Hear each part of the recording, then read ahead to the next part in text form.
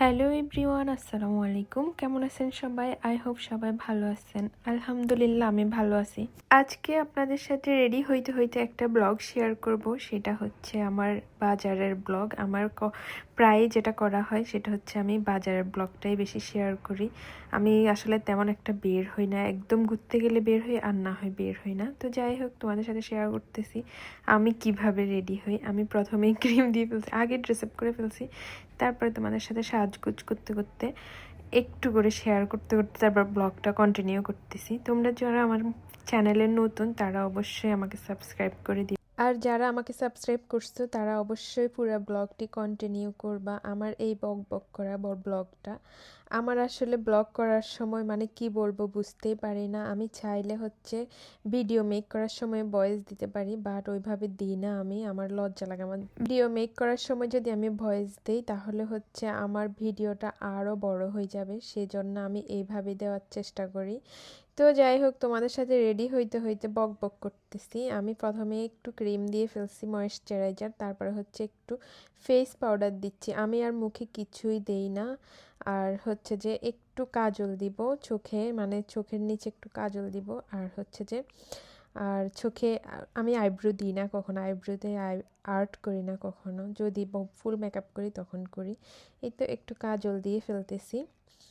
আর হচ্ছে কাজলটা হালকা করে দিচ্ছি, আহামরি বেশি দিচ্ছি না। আমার কাজল দিলে চোখগুলো একদম কালো হয়ে যায়, সেজন্য আমি বেশি একটা কাজল দিব না। আর আমি একটু পর পরেই ক্যামেরা অফ করতেছি, অন করতেছি। যাই হোক, এখন মাস্কারা দিয়ে দিচ্ছি। মাস্কারাটা আমি সবসময় দিই। মাস্কারাটা দিলে আসলে চোখটা একটু টানা টানা লাগে আর বড় বড় লাগে।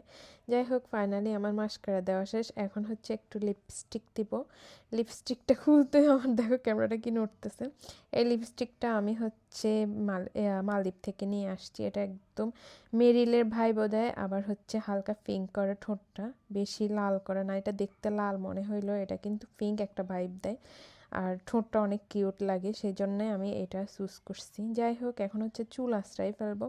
চুলটা আমি আহামরি কোনো ডিজাইনই করতে পারি না, যেহেতু আমার বড় চুল, সেজন্য আমি কোনো ডিজাইনে করতে পারি না। কোনো রকম করে চুলটা আঁচড়াই তারপরে হচ্ছে একটা ক্লিপ দিয়ে পিছন থেকে বেঁধে নিব। এই তো আমার এখন হচ্ছে একটা ক্লিপ দিয়ে তারপরে হচ্ছে বেঁধে নিব। এটা হচ্ছে বলতে পারো কাঁকড়া ব্যান্ড। আমি কাঁকড়া ব্যান্ড দিয়ে ভালোভাবে এটা পিছন থেকে নিয়ে চুলগুলা এরকম আটকাই দিব। ব্যাস হয়ে গেছে আমার ডিজাইন করা। পিছনে আমার ছেলেকে আমি রেডি করায় বসাই রাখছি, ওকে একটা টি শার্ট পরাইছি আর শীতের, আর হচ্ছে এক প্যান্ট পরাই রাখছি। আমার ভাইকে বলতেছি ওকে নাও। আর এদিকে আমি যেহেতু বাহিরে অনেক ঠান্ডা, তো একটা জ্যাকেট পরে নিচ্ছি। আমি এই ড্রেসটার উপরে আমি একটা টু পিস পরছি, টু পিসের উপরে একটা শীতের জ্যাকেট পরে নিচ্ছি। এই যে জ্যাকেটটা পরে প্রায় আমার বের হওয়া হয়। আমি তেমন একটা শীতের কাপড় কিনি না, আমার এইসব শার্ট আর জ্যাকেট থাকে।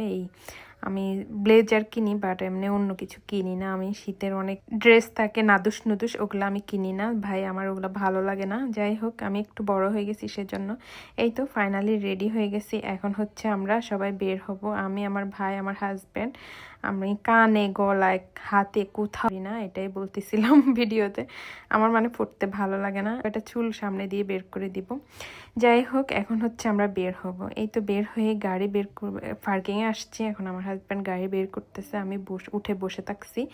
আসলে আমাদের পার্কিং থেকে গাড়িটা পিছন থেকে বের করতে হয়, কারণ হচ্ছে আমাদের ওই যে বাম্পার আছে না, সামনে দিয়ে বের করলে ওটা লেগে যায়। যাই হোক, এই তো ফাইনাল হয়ে গেছে। বের হয়ে আমরা অক্সিজেনের মোড় চলে আসছি। অক্সিজেনের আসলে একটু থাকবেই, এখানে বড় বড় ট্রাকগুলো ঢুকে জায়গা এখানে ওয়াজ দিয়ে আর ওই দিক দিয়ে, এই জন্য পাশে আসলে 7 ডেজ অক্সিজেনের মোড়ে 7 ডেজ যেহেতু আছে, এখানে হালকা পাতলা ভিড় থাকবেই।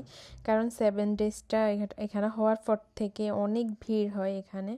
তো যাই হোক, ফাইনালি আমরা চলে আসছি জিসির মোড়ের ফ্লাইওভারের নিচে। এই তো জিসির মোড় নামতেছি, তারপরে হচ্ছে এখানে ইউনেস্কোর সামনে দিয়ে আমরা ইউটার্ন দিয়ে তারপরে হচ্ছে খুলশি মার্টে যাব। আমার বেশিরভাগই বাজার করা হয় খুলশি মার্ট, না হয় 2 নম্বর গেটের ওইদিকে মিনা বাজার, না হয় আগোরা, আর না হয় উৎসবে।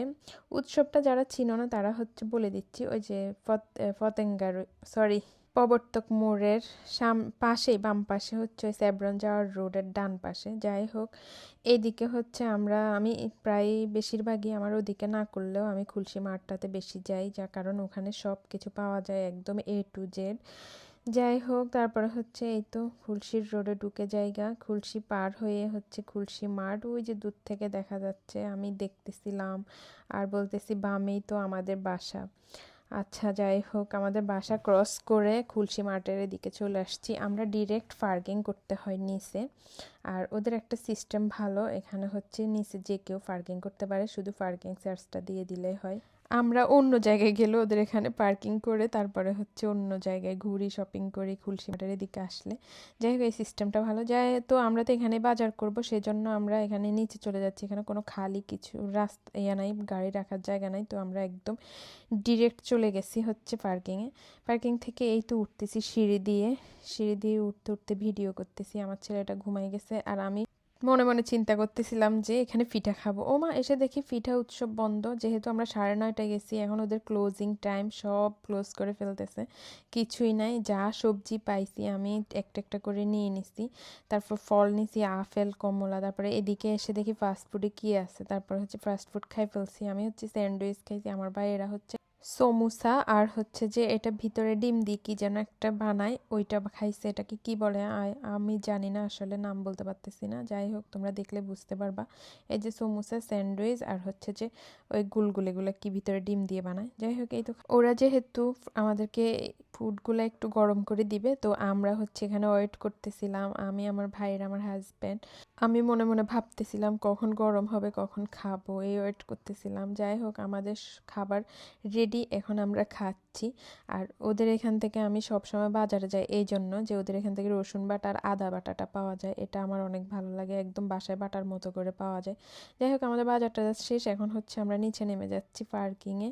এই ভাইয়াগুলো আমাদের সব প্রোডাক্টগুলো নিয়ে তারপরে হচ্ছে গাড়িতে দিচ্ছে, আর আমি পিছন থেকে ভিডিও করতে করতে যাচ্ছিলাম। আমার ভাইটা আমার ছেলেটাকে নিয়ে অনেক কষ্ট করতেছে, এই জন্য বলছে যে দাও, আমার কাছে দাও। তো আমরা বাসায় চলে আসার জন্য রওনা হই, চলেও আসতেছি। এই তো মাঝে মাঝে একটু একটু ক্লিপ নিচ্ছিলাম। আমার বাসায় গেলে তো কাজ আর কাজ, সব কাজগুলো আমার করতে হবে। এখন হচ্ছে বাসায় গেলেই আমি এগুলো সব কিছু আনপ্যাক করা, এটা করা, ওইটা করা, এগুলো করতে হবে, আবার রান্না বান্নাও করতে হবে। তো তোমাদের সাথে শেয়ার করতেছি, দাঁড়াও। এই যে দেখো কতগুলো বাজার নিয়ে আসছি, একদম বিস্কিট হইতে মাংস হইতে সব কিছু, কাঁচা বাজার, সবজি টবজি যা ছিল ওদের সব কিছু প্যাকিং করে ফেলছে, ওখান থেকে বের করে করে আমাদেরকে দিছে। আমার কষ্টের কথা চিন্তা করে দেখো আমার কি যে খারাপ লাগতেছে, যে এগুলো সব করতে হবে, আবার রান্নাও করতে হবে, এগুলো সব আনপ্যাক করা যে কি কঠিন, বাজার সংসার কি যে কষ্ট। আবার এই লেদা ফোলা একটা আছে, এটার জন্য আরও ঝামেলা, এটাকে সারাদিন ক্যারি করতে হয় আমার থেকে। যাই হোক, সবাই দোয়া করবো আমার জন্য, আর আমি যেন তোমাদের সাথে প্রতিদিন একটা একটা ব্লগ শেয়ার করতে পারি। অবশ্যই দোয়া করবা এটার জন্য। আমার প্রতিদিনের ব্লগ হয়, কিন্তু কিন্তু আমি করি না, অনেক আলসি, বুঝছো। আমার ছেলেকে বলতেছিলাম বলো হাই হাই, বলো হাই, বলো। ও বলতে হাই হাই মাম মাম এরকম বলতেছে। আমার ছেলেটা এখনো মা বলতে ডাকতে পারে না, ছোট এখনো। এইদিকে হচ্ছে মুরগিটা বের করে হচ্ছে রান্নার জন্য ভেজে নিচ্ছিলাম, এদিকে ভাত বসাই দিছি, তারপরে হচ্ছে পেঁয়াজ মরিচ এগুলো কেটে নিছি আমি ভালোভাবে। এই যে পেঁয়াজ কাটছি, 6-7 যেহেতু বোনা করব। এখন হচ্ছে রান্না বসাই দিছি আমি, রান্নাটা প্রায় হয়েও গেছে। এই যে আমার মুরগির কালো ভুনা। যাই হোক, এটা রাতের বেলা দেখে কালো ভুনা দেখা যাচ্ছে, কিন্তু অনেক মজা হয়ে যায়। আজকের এই বকবক করা ব্লগটা কার কার ভালো লাগছে আর আমার রেসিপিটা কেমন লাগছে অবশ্যই তোমরা কমেন্ট, বা যারা এখনো সাবস্ক্রাইব করো নাই অবশ্যই আমাকে সাবস্ক্রাইব করে দিবা। আল্লাহ হাফেজ।